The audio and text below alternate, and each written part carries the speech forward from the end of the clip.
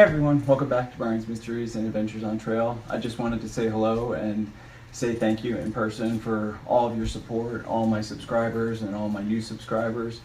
If you haven't subscribed, I'd ask you to please consider subscribing. As many of you know, I usually go out west every year to help volunteer with any search and rescue I can. I haven't been able to in the last year, hopefully be able to go out this year, God willing.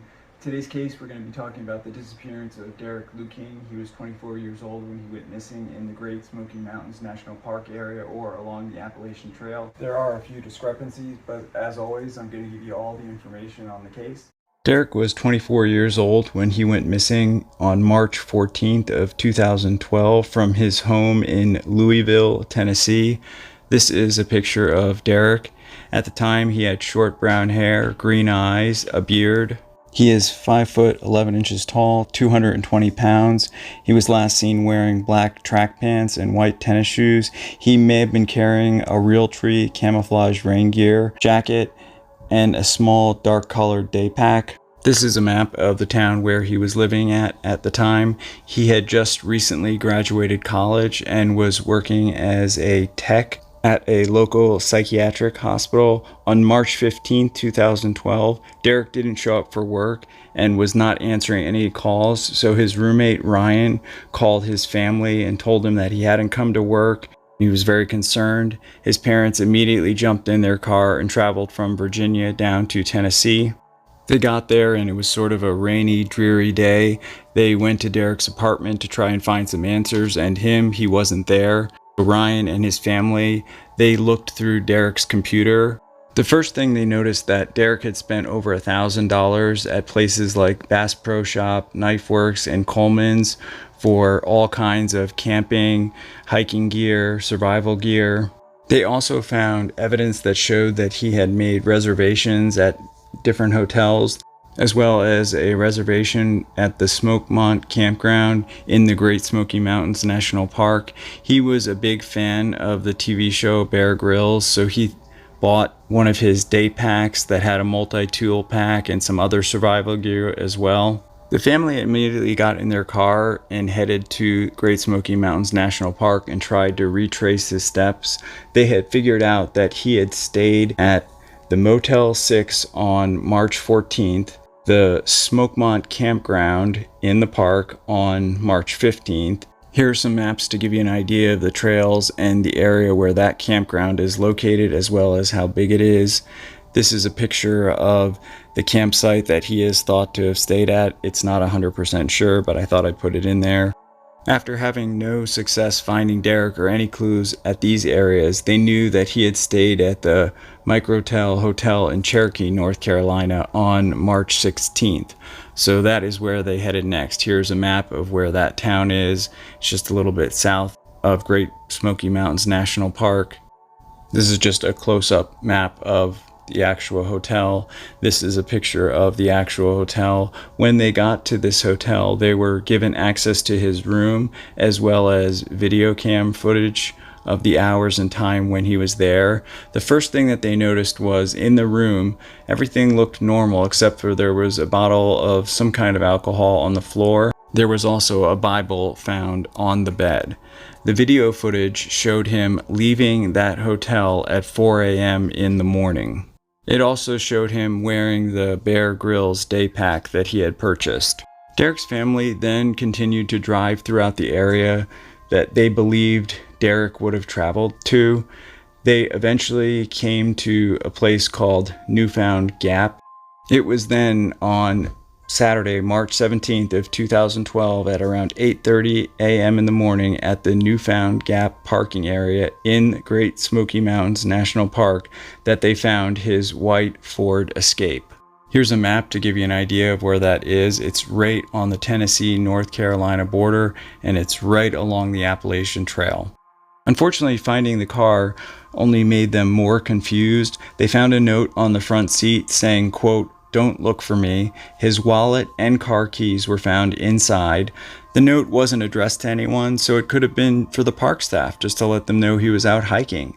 They also found a bunch of that gear that he had bought, 100 feet of black parachute cord, granola bars, a survival belt, His compass, a lamp, a pocket knife, just all these different items were found still in the vehicle. At first they thought he was just going off on an Appalachian thru hike, and this was his starting point.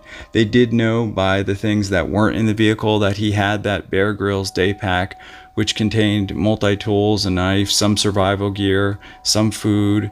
Unfortunately, Derek wasn't reported missing until over a week after he was actually last seen. The official search started out with roughly 60 people, 3 different dog teams. They had searchers organized into 14 separate teams. Between these various teams, they hiked and searched over 70 miles of the various trails radiating out from Newfound Gap. The first couple days of the search were rainy and misty. However, it became clearer and the days were pretty temperate.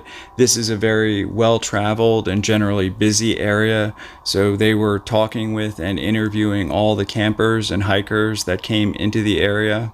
The various search and rescue teams would literally hike into the woods until they reached a barrier where they knew Derek couldn't have crossed without leaving some trace of him being there. Footprints, torn clothing, possible food wrappers. According to the official reports, the search went on using several days of various types of helicopters, various types of dog scent teams. There was over 3,000 flyers given out to people in the park and the surrounding areas. Over 100 hikers that came out hiked over 175 miles up and down the Appalachian Trail looking for him.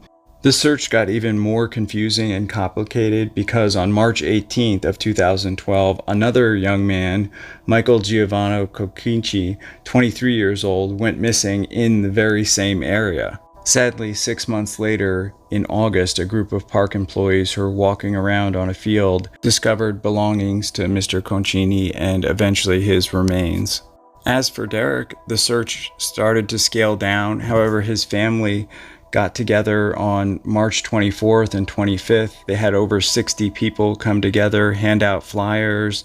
All these hikers showed up to help them. They went out through various areas of not only Great Smoky Mountains National Park, as well as the Appalachian Trail.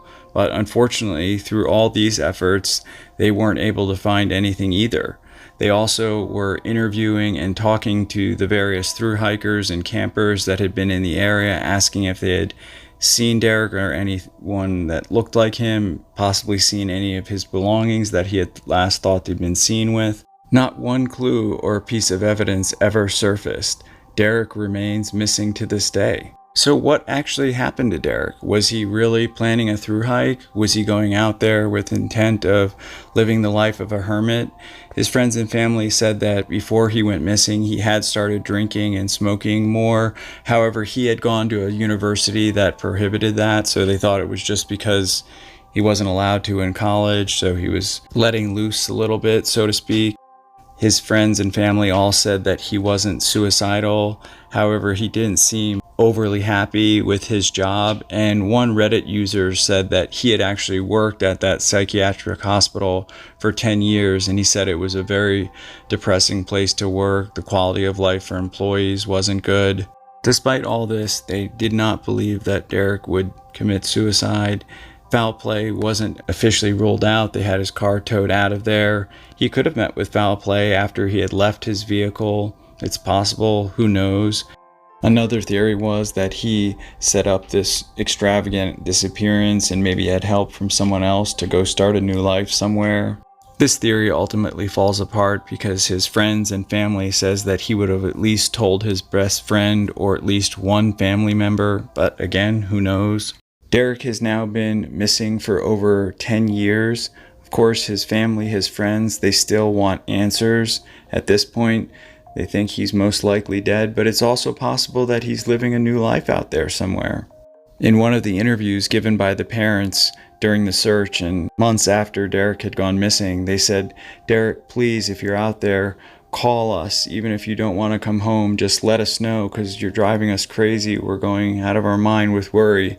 And they all believe that he would have given them some kind of notice, even if he were to call a bunch of times and hang up or not leave a message, something. They thought he would have done that. Why leave behind all the gear that he had spent so much time looking for and researching about, and that he spent so much of his hard-earned money on? Was this just to throw people off the scent? Who knows? If anyone watching has any information regarding this case or has seen Derek or knows about his whereabouts, please call 865-436-1230, or you can call the National Park Service hotline at 888-653-0009. Of course, I will have all this information in the description, as well as sources, photo credits, and more information about the case if you'd like to do further research. U.S. Park Ranger Tabby Cavendish said at the end of the official search they had covered close to 100 miles. They believed that Derek had most likely gotten off trail somewhere. They believe that if he had still been in the park or along the Appalachian Trail, he would have been found by now, but who knows? We've seen cases like this before. I want to dedicate this video to Derek Lueking, his family, his friends, all his loved ones, all the search and rescue volunteers and authorities that worked so hard to find him, all the volunteer hikers, and I hope and pray that Derek is found one day, even if he's living a life somewhere away from everybody. I just hope that his family is able to know what happened to him. Thank you all for watching, your support, your comments, your feedback. I really appreciate everything from you guys.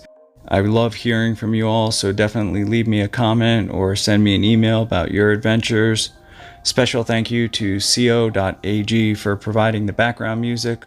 Hopefully I'll see you all in the next one. Take care.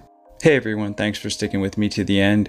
I know that I briefly covered this case on one of my Great Smoky Mountains National Park videos. However, I was sure that I had done a video specifically for Derek's case. However, many people said that they couldn't find the video, it didn't load properly. I looked back and it wouldn't even work for me, so I decided that something had gone askew, so I wanted to present this case to y'all because I know many people probably haven't heard it or seen it. I'm working on several more cases that occurred along the Appalachian Trail, 2 cases that I don't think anyone has heard of because a park ranger that retired spoke to me personally about these about 1.5 years ago. Please definitely stay tuned for those. If you have any video or case suggestions for me, you can always leave me a comment or email me. If you're able to donate to the channel, that would be amazing. All my info is in the description, but if not, just subscribing, liking, commenting, that is amazing.